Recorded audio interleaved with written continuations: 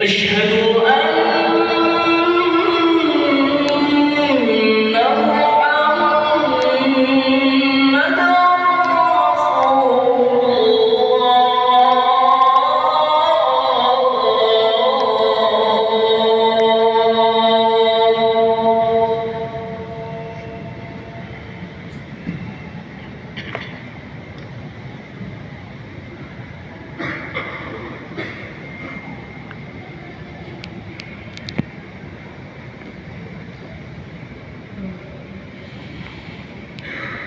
حي على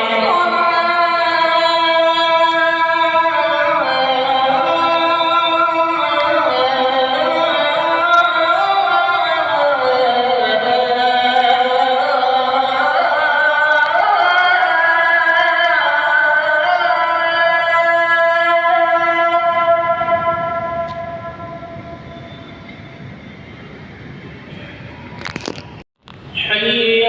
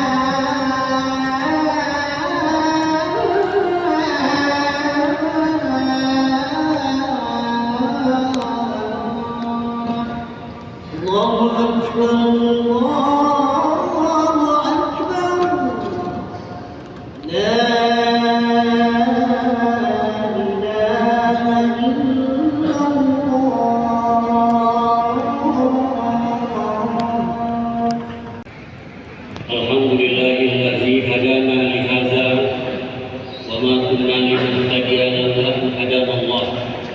Asyhadu an la ilaha illallah wahdahu la syarika lah wa asyhadu anna sayyidana Muhammadan abduhu wa rasuluh alladzi la nabiyya ba'dahu. Allahumma shalli wa sallim wa barik ala sayyidina Muhammad wa ala alihi wa ashabihi wa man tabi'ahum ila yaumil qiyamah. Amma ba'du fa ya ibadallah ittaqullaha haqqa tuqatih wa la tamutunna illa wa antum muslimun. Qala Allah ta'ala fi kitabihi karim, a'udzu billahi minasy syaithanir rajim, wal 'ashri innal insana lafi khusr illa allazina amanu wa 'amilus solihati wa tawassaw bil haqq wa tawassaw bis sabr. Wa qala Allah ta'ala fi ayatin ukhra, bismillahirrahmanirrahim, wa man yuhajir fi sabilillah yajid fil ardi mudaghaman katsiran wa sa'a. Hadirin sidang jamaah salat Jumat rahimakumullah. Dua ayat di awal khutbah tadi, satu di antaranya sudah sering kita dengar dan kita baca ketika kita melaksanakan sholat, baik sholat pribadi maupun sholat berjamaah. Akan tetapi barangkali tidak menjadi perhatian bagi kita betapa dalamnya makna yang dikandung oleh ayat yang saya bacakan tadi.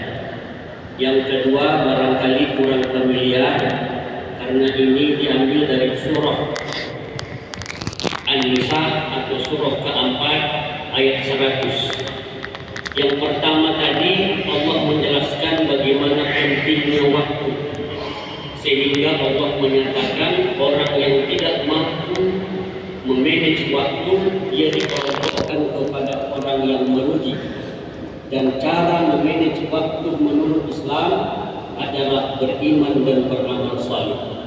Sedangkan ayat kedua dari surah An-Nisa ayat 100 itu Allah memberikan penegasan bahwa siapapun yang mau berhijrah di jalan Allah, maka Allah akan memberikan tempat hijrah yang sangat luas dan rezeki yang sangat lapang. Oleh karena itu, saudaraku seiman dan seakidah, karena kita hari ini berada di 27 Muharram, atau akhir-akhir daripada pergantian tahun baru 1445 ke 1446, saya ingin mengambil tema sedikit dari pertemuan khutbah Jumat kita ini mengenai hijrah. Secara harfiah, hijrah itu artinya pindah. Secara sejarah, hijrah itu adalah perpindahan Nabi dari kota Mekah ke kota Madinah.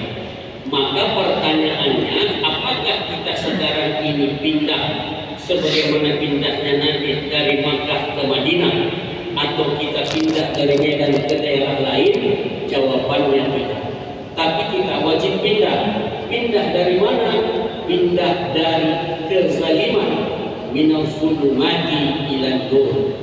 Oleh karena itu, bagaimana kita bisa pindah?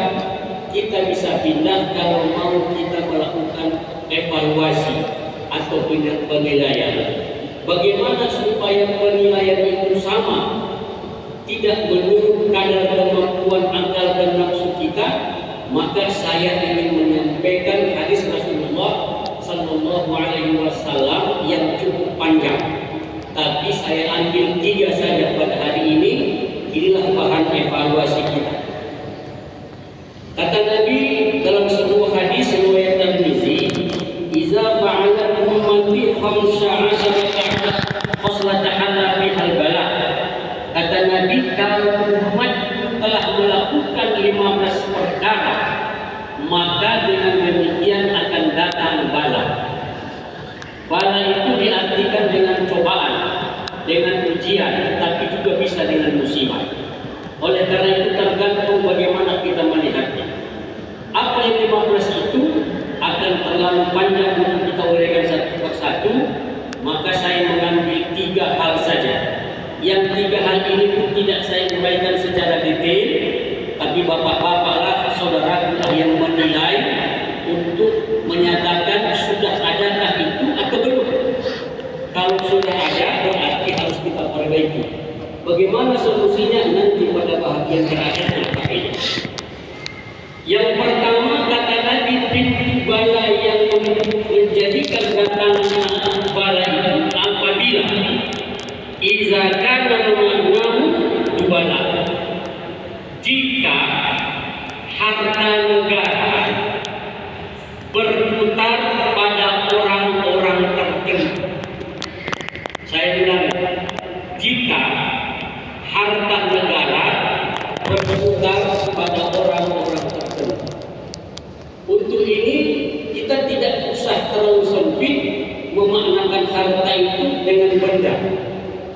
Harta itu sesuatu yang memberikan kenikmatan buat kita, baik dia harta benda yang nampak bergerak atau tidak bergerak, jabatan, kekuasaan, kewenangan. Kalau itu sudah berputar pada orang-orang tertentu, maka itu adalah pintu bala yang pertama. Yang kedua, wa kana raghibul qaumi arzalahu, apabila yang menjadi ketua sesuatu kaum itu adalah orang yang terhina di antara mereka.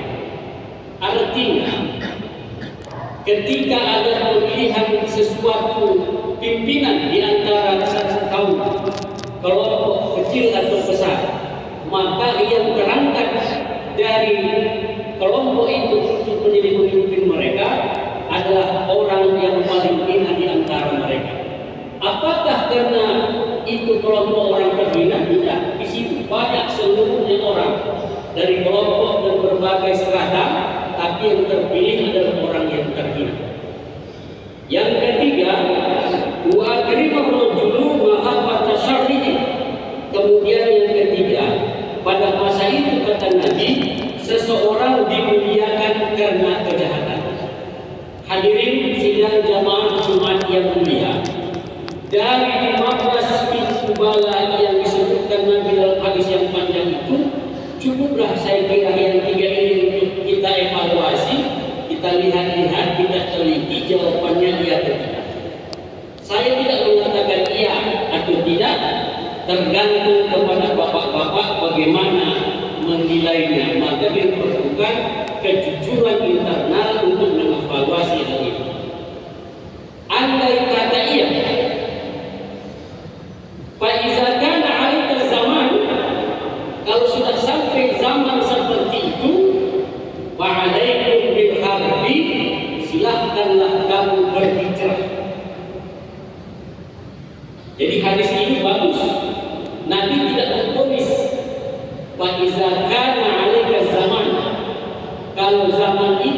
sudah terlihat terjadi oleh kamu, maka silahkanlah kamu pergi berhijrah.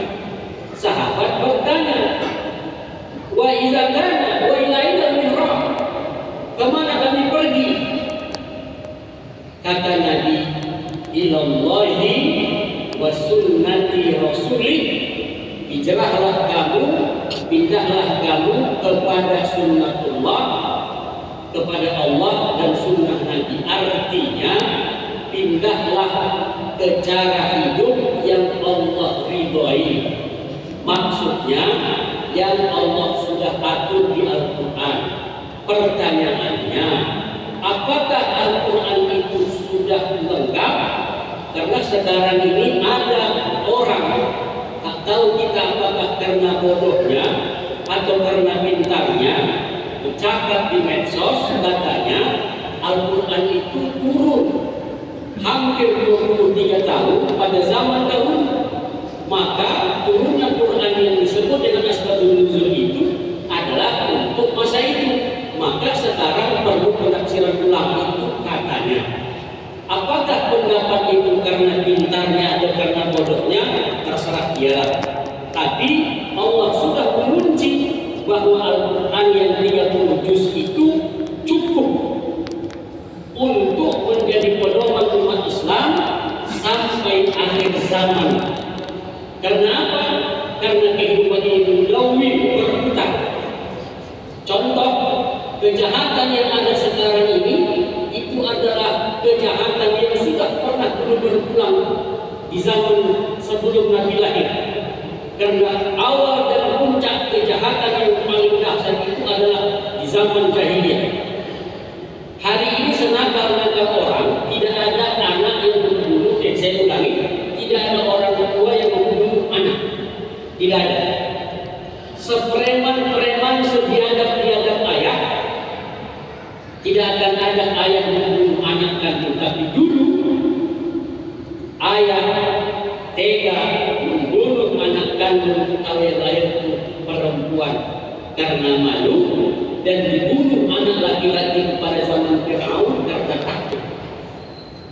Hari ini Allahu a'lam. Makanya diperlukan kepada kita untuk mau jujur. Dan semua kejahatan kemanusiaan pada zaman itu selesai oleh turunnya Al-Quran. Maka oleh karena itu hijrah kita tahun ini adalah hijrah dari pola hidup yang tidak Qurani kepada kehidupan yang Qurani. Bagaimana dengan sunnah Nabi?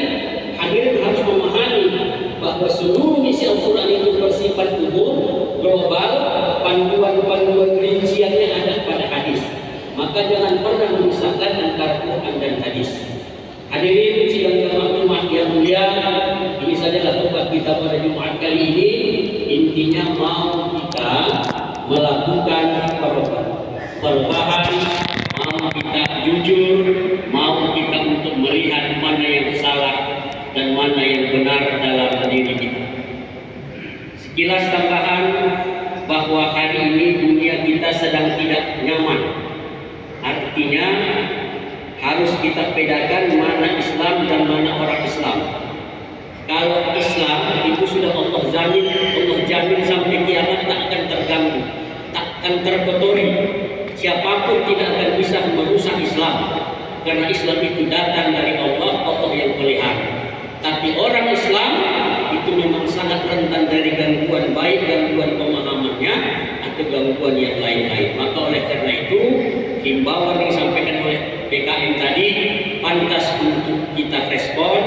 Kita doakan siapapun yang meninggal untuk membela Allah, membela agama Allah, kiranya dia syahid dan mendapat tempat yang paling layak di sisi Allah Subhanahu wa taala. Barakallahu lakum fil azim wa nafa'ani wa iyyakum bima fihi minal ayatil hakim. Taqabbal minni wa minkum tilawatahu innahu wal ghafurur rahim.